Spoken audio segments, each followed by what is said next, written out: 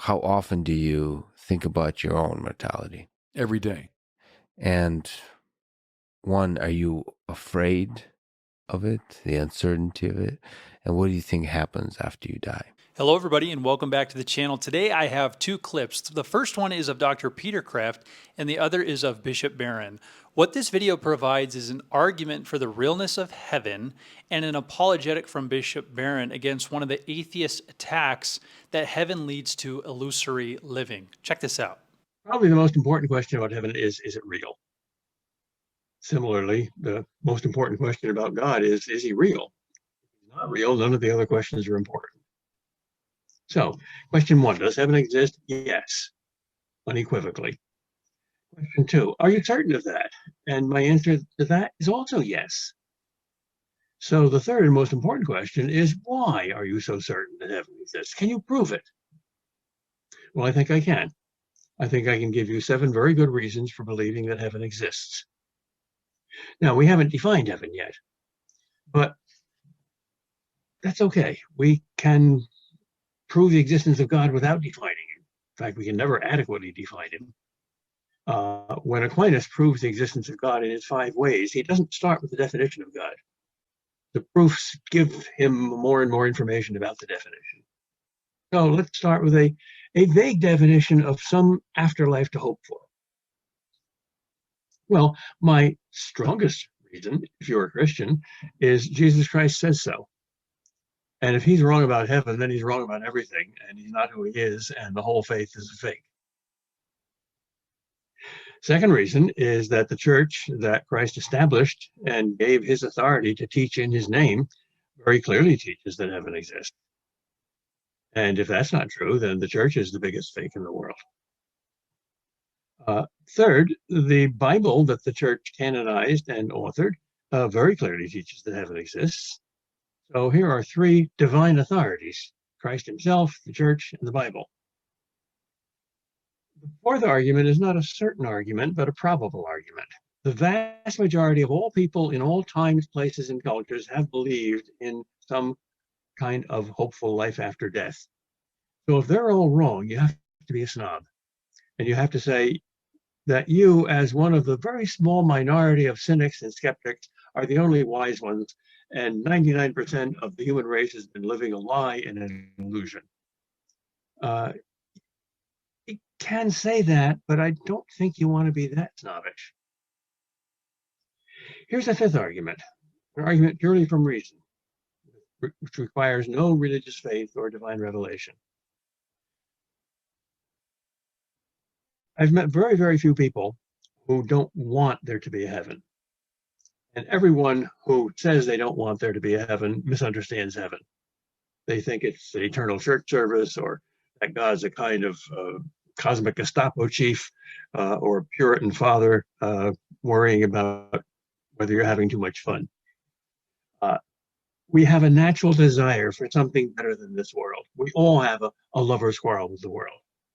Nobody is totally and completely happy. In other words, one of the most certain pieces of data from every human life is probably the most famous quotation from the world's richest philosopher, who is Mick Jagger of the Rolling Stones. And the quotation is, "You can't always get what you want." All right, if we desire heaven, so what? That doesn't prove it exists. We desire a lot of things that don't exist. Yeah, but desires can be either artificial desires inculcated in us by culture or advertising, or they can be natural desires that come from our own human nature, which is universal, and therefore everybody has them. Hunger, for instance, sexual desire, the desire to sleep when you're tired, the desire for beauty, the desire for friendship, the desire for knowledge. Those are universal and innate. Well, every universal and innate desire corresponds to something real. How strange it would be if we had sexual desires for a third sex that doesn't exist. Or if we were robots who couldn't eat, but still we always got hungry. That would be unintelligible. We find that every natural, innate, and universal desire corresponds to a reality. Doesn't prove you can get it, but it proves that it exists. And if we have that kind of desire for heaven, well, then either that's the only exception to the rule, or it's not an exception. And if it's the only exception to the rule, then that doesn't prove that there's no God or superior being, but it proves that God is wicked and malicious and a sadist. It shows that he baits the hook perfectly and designedly and carefully with all these little goods, and then when it comes to the big one, he takes it away. That's pretty hard to believe. The sixth argument, which comes from Thomas Aquinas, is a little more abstract. If we're nothing but bodies, then there's no hope for life after death, because we know what happens to bodies. They get eaten by worms. But if we're spirits as well as bodies, spirits don't die when cancer or bullets or 18-wheelers run over them. Proof of the spirituality of the human soul is the fact that we can think in ways that animals can't. We can think abstractly. We can think about things that are necessary and eternal, like 2 and 2 are 4, instead of just things that come from our senses and keep changing. We also have the freedom to make moral choices. Free will, the choice between something and something evil. And that's more than just animal desires, because we can judge animal desires. We can be that terrible thing that our culture says is an awful thing to be. We can be judgmental. And we can judge from a higher point of view that desires are like keys on the piano, and they're all good, but not all at the same time. Play this key now and that key then. And almost everybody, naturally, until they become philosophers, admits that of course we have something like that free will. If we didn't, morality would be meaningless. You don't preach morality to robots. So abstract thinking and free moral choosing with the will are 2 very strong pieces of evidence, at least, that there's something in us that isn't the kind of thing that can be killed by molecules. Finally, what to most people I think is the strongest argument of all is the practical or existential argument from hope. The alternative to hope for a better world and a better life is despair. And despair is not livable. You can live without love, although it's a miserable life. You can live without faith, but you can't live without hope. In the greatest poem ever written, Dante's Divine Comedy, the sign on the gate of hell is "Abandon all hope, ye who enter here." To live without hope is to die before you die.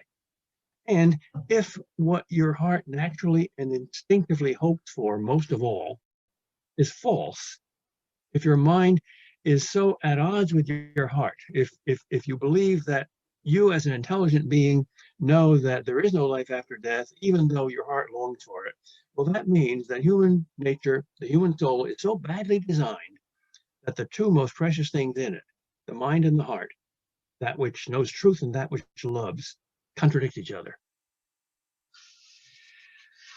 Maybe that's not quite a proof, but it's a very, very strong consideration. What you lose by not believing in life after death is perhaps the most important and basic thing in all of life, namely ultimate hope.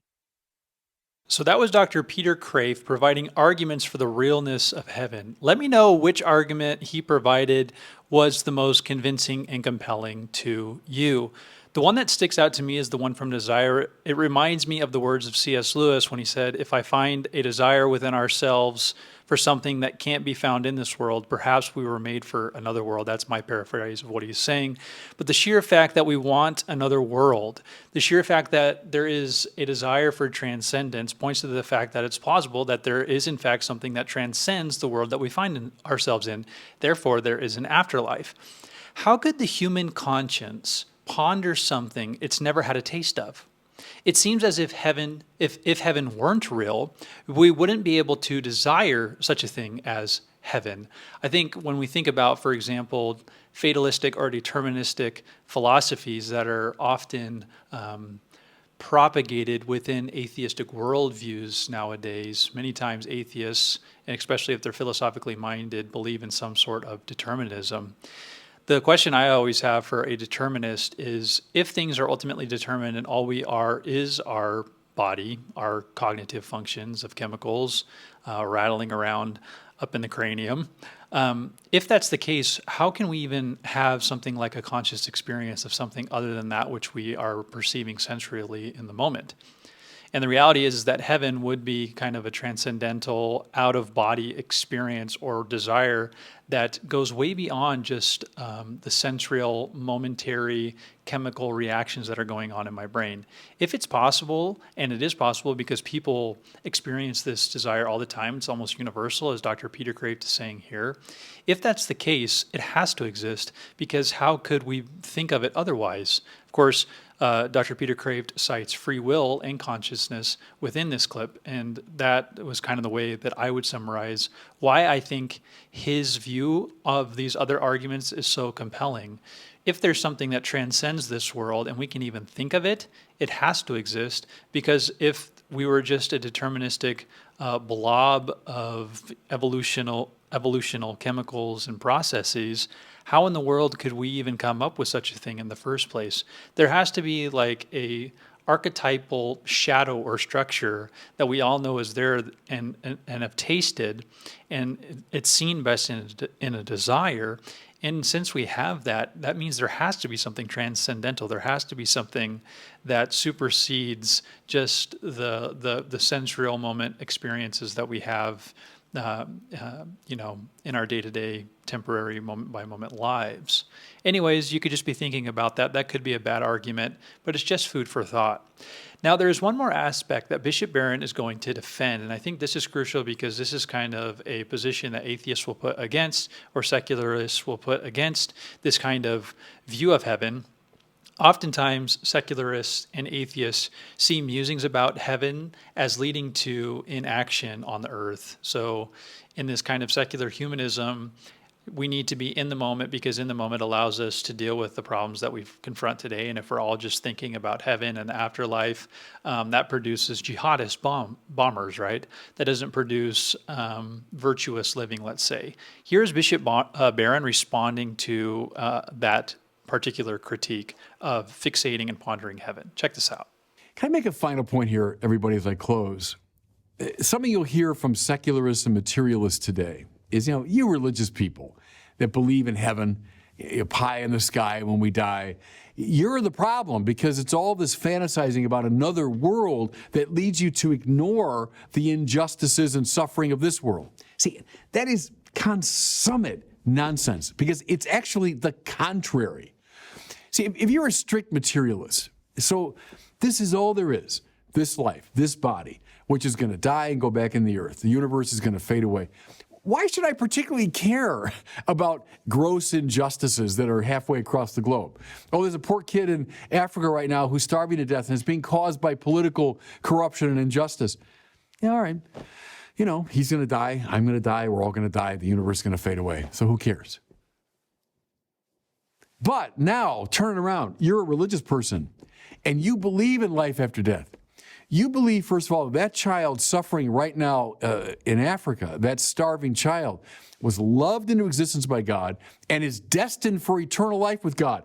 Mind you, not just his soul that escapes from his body, but he himself, body and soul, is destined to live with God. Therefore, of course I am interested in what's just and right for him. Of course I'm interested in alleviating his suffering. It's not the religious person that's indifferent. I'm the contrary. And then can I just observe, everybody, who were the greatest social activists in the 20th century, those that made the biggest difference in terms of social justice? People like Martin Luther King, who believed in life after death. People like John Paul II, who believed in life after death. People like Mohandas Gandhi in India, spiritual man that believed in life after death. Don't bore me with this canar that somehow religious people are the ones indifferent to the suffering of this world. On the contrary, it's those who believe as those 7 heroic brothers did in the Old Testament, those who believe as Jesus did in life after death, that are most committed to justice here below. And God bless you.